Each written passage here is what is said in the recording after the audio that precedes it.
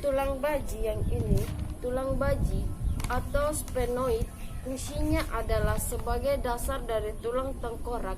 Sama seperti tulang pelipis, tulang sphenoid juga berbentuk irregular. Fungsi dari tulang ini adalah melindungi struktur otak dan saraf. Yang selanjutnya tulang pipi atau zygomatica. Yang ini tulang pipi. Tulang pipi atau yang dikenal dengan nama Latin os zygomaticum ialah salah satu tulang yang terletak di bagian kepala dan anggota dari tulang tengkorak serta termasuk tulang penyusun wajah. Tulang pipi terletak pada bagian rangka wajah, tepatnya di bagian depan di bawah mata yang melebar ke samping sebagai pembentuk wajah seseorang yang berfungsi. Yang pertama yaitu untuk membentuk karakter wajah seseorang, yang kedua melindungi mata dan area sekitarnya, dan yang ketiga area kecantikan bagi seorang individu, terlebih seorang wanita. Selanjutnya tulang rahang atas. Tulang rahang atas yang di bagian sini. Tulang rahang atas membantu menegaskan bentuk wajah. Selain itu, tulang ini merupakan tempat tumbuhnya gigi atas serta membentuk langit-langit mulut dan bagian bawah rongga mata. Dengan begitu, tulang ini juga berperan besar dalam mendukung proses mengunyah dan berbicara. Dan berikutnya adalah tulang rahang bawah. Tulang rahang bawah. Yang ini tulang rahang bawah. Tulang rahang bawah atau tulang mandibula adalah tulang terbesar pada tengkorak manusia. Tulang ini membentuk bagian bawah tengkorak, struktur gigi bawah dan struktur mulut bersama dengan tulang rahang atas. Tulang rahang bawah juga dapat membantu menggerakkan mulut seperti mengunyah makanan. Selanjutnya bagian tulang di bagian lengan yang terdiri dari beberapa, yaitu tulang lengan atas yang ini. Tulang lengan atas memiliki fungsi utama yaitu sebagai tempat melekatnya banyak otot penting sekaligus mendukung pergerakan lengan. Selanjutnya yaitu tulang pengumpul atau radius yang ini bagian sini, bagian dalam yang ini. Tulang pengumpul atau radius yang dimana fungsi tulang pengumpil diantaranya adalah untuk mengatur pergerakan tangan bagian bawah. Tulang pengumpil atau nama lainnya yaitu radius adalah tulang lengan bawah yang menyambungkan siku dengan tangan di sisi ibu jari. Selanjutnya tulang hasta atau ulna. Yang ini bagian luarnya, ulna bagian luarnya. Ini merupakan tulang panjang di bagian medial lengan bawah sejajar dengan tulang pengumpil. Fungsi tulang hasta adalah untuk mendukung aktivitas tangan secara keseluruhan. Fungsi tulang hasta juga diketahui dapat berkembang seiring dengan bertambahnya usia seseorang. Selanjutnya tulang pergelangan tangan atau korpus yang ini, korpus.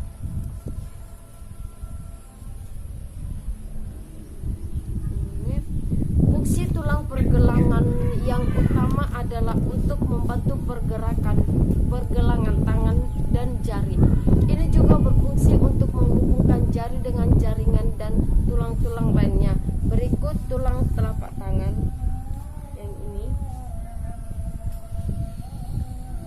telapak tangan atau metacarpus. Fungsi dasar dari tulang metacarpal atau metacarpus pada telapak tangan adalah bertindak sebagai jembatan antara pergelangan tangan dan jari membentuk kerangka tangan. Dan tulang yang terakhir adalah tulang jari-jari tangan. Yang ini tulang jari-jari tangan. Tulang jari-jari tangan atau phalanges. Fungsi dari tulang jari adalah memberi struktur pada telapak tangan Anda. Setiap tulang jari terdiri dari 3 tulang pembentuk dan hanya ibu jari yang memiliki 2 tulang pembentuk. Pada tulang jari terdapat 3 sendi yang memungkinkan jari untuk menekuk atau merenggang ke satu arah. Yang selanjutnya, tulang kelangkang yang ini atau sakrum. Fungsi tulang kelangkang ini sebagai penanggung berat badan bagian atas ketika kita duduk atau diri. Letak tulang kelangkang berada di belakang tubuh. Selanjutnya itu tulang tungging atau tulang tungging ini atau koksik yang berfungsi untuk menyangga tulang-tulang di sekitar panggul dan menjadi titik pertemuan dari beberapa otot kecil. Selanjutnya tulang kemaluan atau pubis yang ini tulang kemaluan atau pubis adalah tulang yang berada di bagian bawah pinggul atau tulang kelamin. Gabungan antara 2 tulang pubis dari 2 sisi pinggul disebut simfisis pubis, yaitu sendi tulang yang berfungsi melindungi alat kelamin wanita. Selanjutnya tulang usus atau ilium yang ini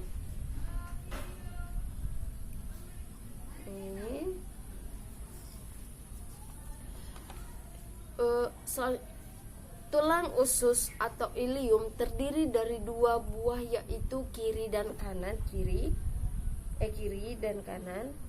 kiri kanan yang ini. Fungsinya adalah menyongkok berat badan yang postur tubuh sebagai titik jangka otot, tendon dan ligamen dan melindungi organ-organ bagian dalam. Kemudian yaitu tulang duduk yang ini, tulang duduk atau ischium. Tulang duduk ischium berbentuk setengah lingkaran dan menghadap ke atas. Fungsinya adalah membantu memberikan dukungan untuk tulang punggung bagian bawah dan membantu gerakan kaki bagian atas. Selanjutnya masuk ke bagian organ tulang anggota gerak bawah yang dimana terdiri dari atas. Yang pertama yaitu tulang paha. Ini tulang paha atau femur. Penjelasan ini sesuai dengan salah satu fungsi tulang paha sebagai tempat melekatnya otot dan pigmen. Seperti sudah dijelaskan di atas bahwa tulang paha atau femur adalah tulang terbesar dan terkuat. Oleh sebab itu, fungsi tulang paha membuat manusia dapat berjalan dan menyongkok tubuh yang sangat berat. Selanjutnya yaitu tulang tempurung lutut yang ini atau patella. Dalam anatomi manusia, tulang lutut atau patella adalah tulang berbentuk segitiga dan tebal yang akan bersendi dengan tulang paha atau femur. Fungsinya adalah membungkus dan melindungi sendi lutut patella, termasuk ke dalam tulang sesamoid yang berkembang, tendon atau quadriceps femoris. Selanjutnya yaitu tulang kering yang ini.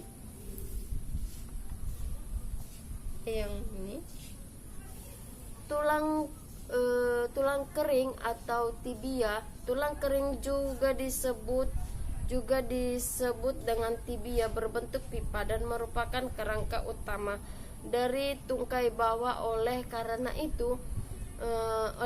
itulah fungsi utama dari tulang kering adalah menopang tubuh bagian atas agar dapat tegak berdiri. Selanjutnya tulang betis atau fibula yang ini.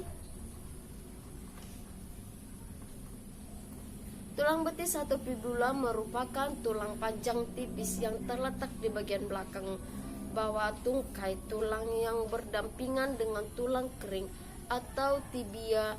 Ini memiliki peranan penting dalam menstabilkan pergelangan kaki dan mendukung otot-otot kaki bagian bawah. Selanjutnya tulang pergelangan kaki yang itu ini.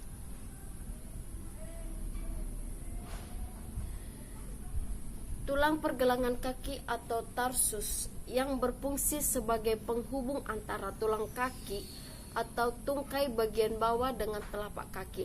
Selanjutnya tulang telapak kaki yang ini, dan ini bagian ini. Tulang telapak kaki atau metatarsus, fungsi dari tulang metatarsal pada jari kaki ini membantu menyeimbangkan tubuh agar tidak jatuh saat berdiri dan berjalan. Selanjutnya jari-jari kaki yang ini, jari-jari kaki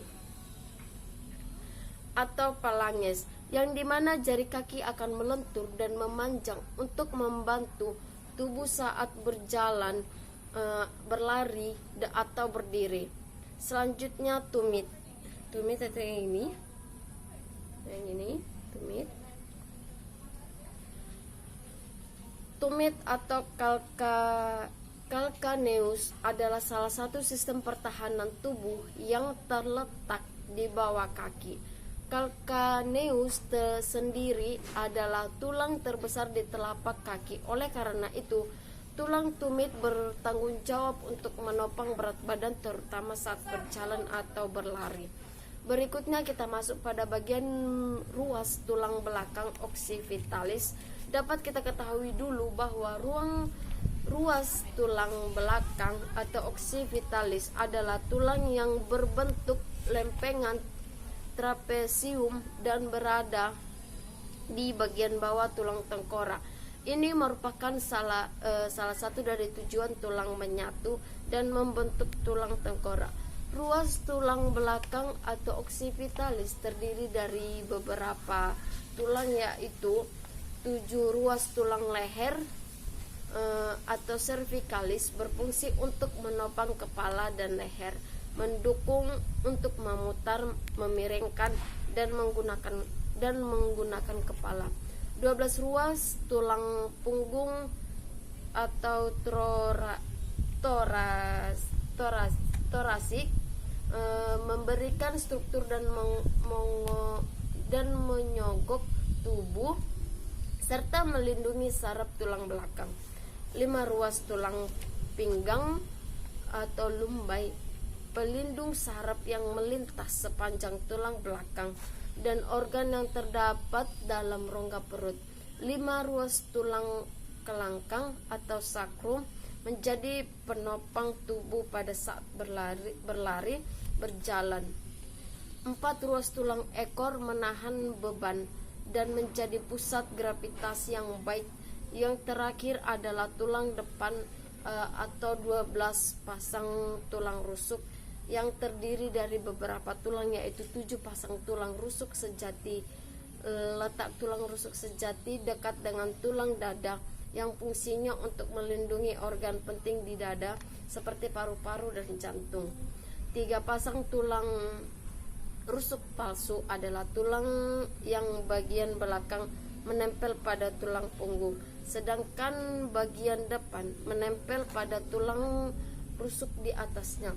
Fungsinya yaitu untuk melindungi bagian dari dalam tubuh, contohnya dada, paru-paru, jantung, dan hati.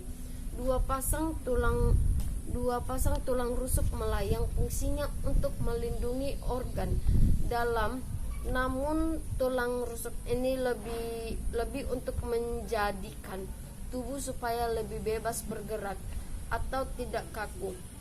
Dan tulang dada atau sternum ketiga yaitu tulang hulu dada atau manubrium sterni. Kemudian tulang badan dada atau corpus sterni, dan yang ketiga tulang taji padang atau jipoid. Baiklah, sekian dari hasil pemaparan saya tentang sistem muskuloskeletal, yaitu rangka manusia. Jika ada kesalahan kata, saya mohon maaf. Salam sehat, salam santai Elizabeth. Terima kasih.